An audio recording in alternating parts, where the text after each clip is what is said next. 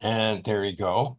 And so we're very fortunate to have Chris Bodor, Florida Beat Poet Laureate, come and be the feature this evening. So thank you very much. And I'm just going to turn over the spotlight and the microphone to you, Chris. Thank you. Thank you so much, everyone. And I'm in amongst great talent here, and but also a great community too. Very supportive, and I love all the talk about the collaboration aspect. And with the pandemic, so many people were communicating, and I actually got an opportunity to collaborate with a musician in my town in St. Augustine, and he said we're all quarantined, and he had all this recording equipment, so he asked for my spoken words, and the next thing I know it, I was emailed back my spoken words with an amazing musical bed and lyrics that he wrote and sang because he got jazzed up by hearing my spoken words. And we've done a couple of albums together with other poets that I've got on board. So I'll be hitting you guys up in the future when we do another project. But it's very, very rewarding. And then I bumped into the guy at the supermarket and I said, "Hey, you're the guy I've been communicating with for 2 years. It's nice to meet you." I think I want to just evoke some spirits and recognize the fact that we're at a gathering place where odd fellows assemble to break bread and retread. We're creating a chain letter that continues until it combusts. Writers do not live on library shelves, they unwind in bar rooms, convene in coffee shops on Main Street. They hold court in cloisters of exposed brick, evoke the therapeutic power of the pen, speak and breathe, and leave the gathering feeling better than when we first arrived. Lines on paper, lines on our faces, they disappear into the vapor, eliminated from the paper. Eliminate discrimination at the gathering, a place where you and I can be as one.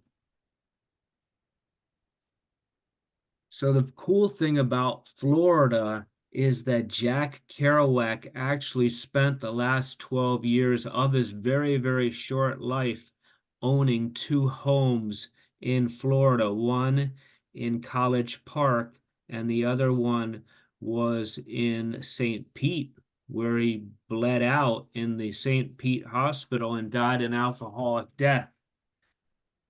So Kerouac in Florida, 1957 to 1969. It can be said that Kerouac came to Florida to die, but an Orlando reporter believes otherwise.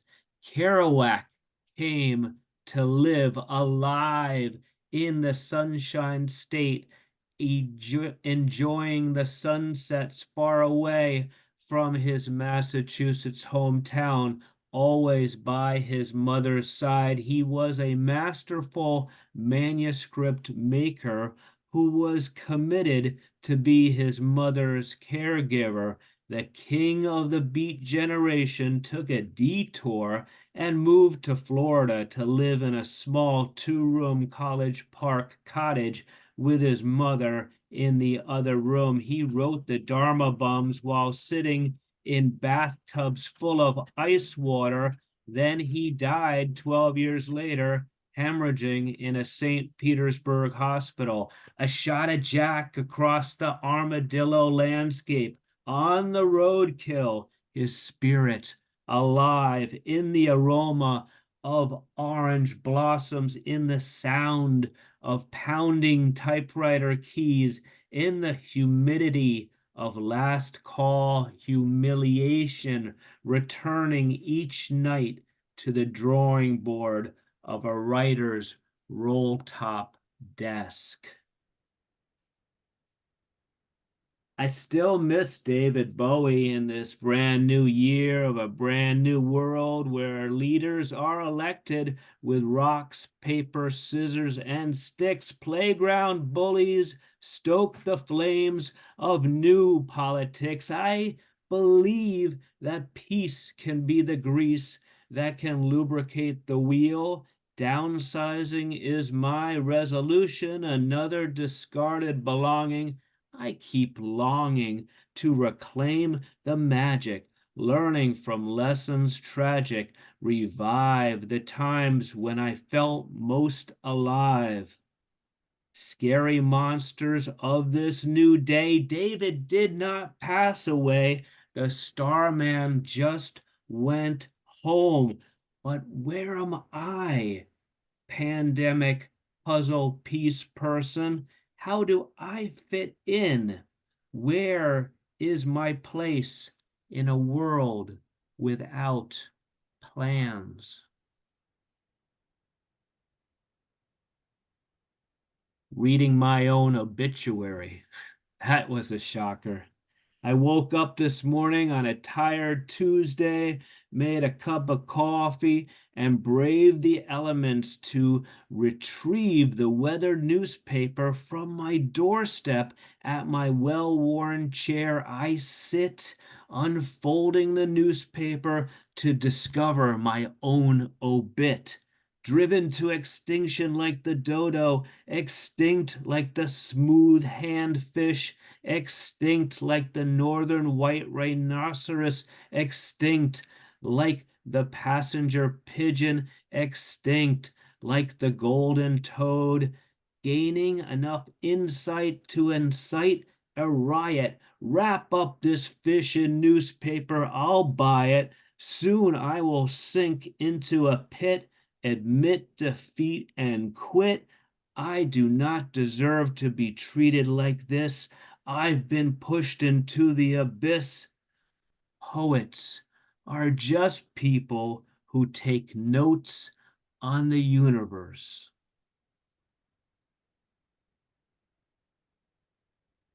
So I'm really digging this like beat opportunity, and I'm looking back at my past work, and it just evolved over time and it got polished, but I love doing stream of conscious. I rode a train in Manhattan all the way from upstate New York to Grand Central Station. I would look out the window of the train car and I would start to just like free associate. I was riding on a train of thought. I became the train of thought commuter. Have a new peace in that spirit. It's irrelevant. It does not apply. It's irrelevant. Can't or can join me in this chant. It's irrelevant. It's irrelevant. It's irrelevant. It's an elephant. Let's address the elephant in the room. Hello, elephant, wrinkled and gray. Hello, elephant, you had your day. White elephant sail, pull up the anchor and set sail. One day I shot an elephant in my pajamas, so I put down the gun and stopped wearing pajamas. Now I sleep in the nude, food for thought, food of the gods. This is unacceptable. I raise my voice another decibel, hounded by the birds of prey, when all I want to do is pray. I'm being so guarded with my words. I feel discarded by my words. It's irrelevant. It's an elephant, and it's departing soon. It's leaving the room. Say goodbye to the donkey, too. Let's address the donkey in the room.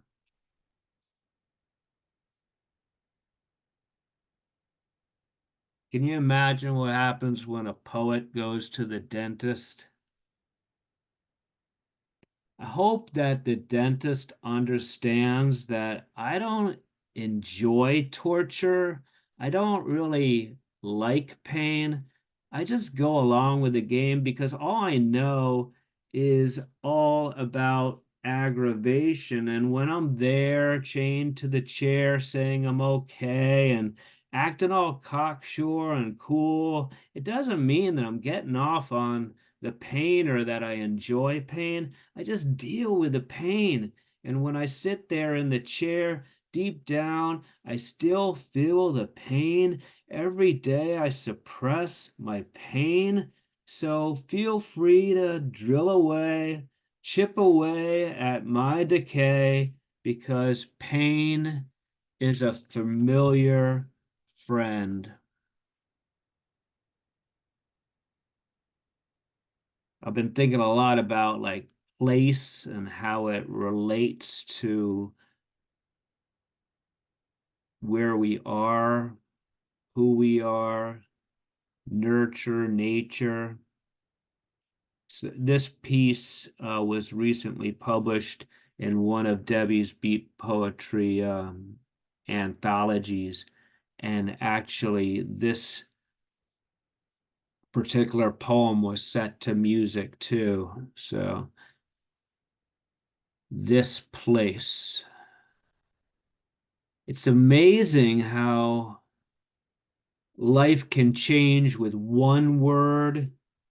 That goes for bad words and that goes for good words. When I close the window and lock my door, I no longer surround myself with you. I no longer know you, and sadly and suddenly I remove myself from what makes this place a place. Goodbye, land of sand. Goodbye, salt water. Goodbye, sunshine. This town can be a diseased piece of meat, spewing warped words when they mistakenly meet. One day, this town will meet the maker. One day, they will bump into each other in the elevator. I'm erasing the footage of the documentary film of my adolescence. Fear is a foamy film. I can punch through it.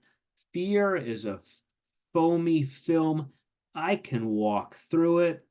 Hello, land of sand. Hello, salt water.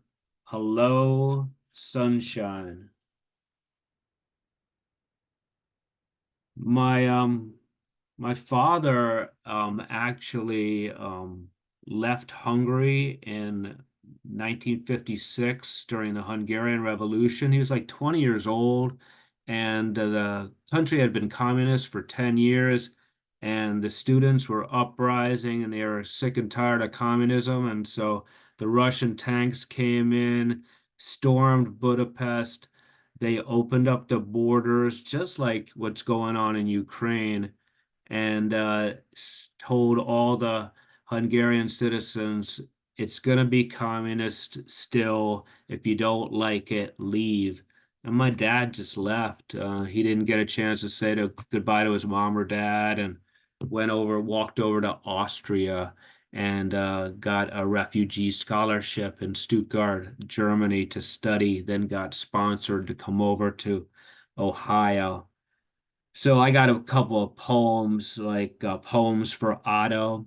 So here is a poem for Otto, Empty Chair. My father goes through great pain watching news broadcasts about the war in Ukraine while sitting in his overstuffed armchair in his Florida living room because each news story is a flashback to 1956. One of my father's brothers was a pig farmer in Kishvada. Another was a poet in Budapest. The poet in Budapest wrote words that made my father cry. It was a poem about a chair at the kitchen table, a chair that was suddenly empty because little Otto was not there anymore. My father had four brothers and two sisters. He's the youngest and the only one in his family who said goodbye to Hungary in October of 1956. My father gets tears in his eyes. His proud voice becomes scratchy. and he tells friends and strangers his story of the Hungarian Revolution when he was 20 years old, leaving in the middle of the night without being able to say goodbye to his family, disappearing over the border to freedom in Austria, moving past searchlights and barbed wire fences. I walk around my kitchen at night, past my own table and my chair, naked, haunted by the ghosts of my father's past. Another poem for Otto about stuffed cabbage. For many years, I lovingly devoured stuffed cabbage made at the kitchen table by my father in Connecticut when we were growing up. My father learned how to make stuffed cabbage from his mother when they grew up in the old country. My senses are seduced. The meat tempts my tongue, and the smell delights my nose. Steam is rising from the warm meal, and it tempts my eyes, but I'm no longer a child. My body, my mind, my spirit, they're all deteriorating. I had my gallbladder removed, and my stomach is upset when I sit at my father's kitchen table eating the stuffed cabbage, my comfort food. I'm an adult. I'm free to eat what I choose, but I choose to swallow a mouthful of regret while I choose to share a meal with my father, a meal that brings back so many memories. I think I'm gonna yeah, I'm gonna leave you with two more poems. Um, I don't want to read though. I'm gonna tell you about my body of work. No one can crush me because when circumstances steal away all of my possessions, I stand strong. I stand strong with my body of work, my words, my thoughts, my feelings, my fears, my poems. I will always have my poems, those rhymeless, pointless, precious poems. So give away my pen, throw out my notebook, remove my fur. Take my food, starve me, and leave me naked, divorce me, marry off my daughters, burn down my house, take away all my earnings, because I will always have my poems. And this is my last poem. It's called My Last Poem. My cold oatmeal heart is starting to congeal. If you have a message for me, please reveal. I cannot digest a diet of hurricanes, protests, and prison riots. I admit my transgressions. I admit my intentions.